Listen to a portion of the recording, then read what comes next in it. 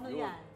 Bakit mo hinabol si Papang ng samurai? Kasi Sino nga- bang pinagselosan mo? Ganito yon.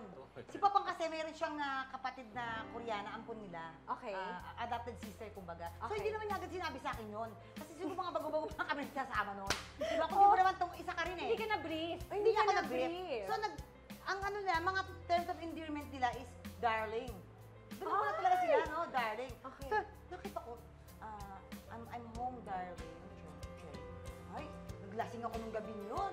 Chenilyn. Tapos, nawi-away ko siya. Meron ako sa bahay na katana. Oo, inaabot ko siya nung day. Tapos, iyak siya ng iyak. Sabi niya, wala akong kakilala dito. Wala akong kaibigan dito. Bakit mo? Sige, darling. Ako, na.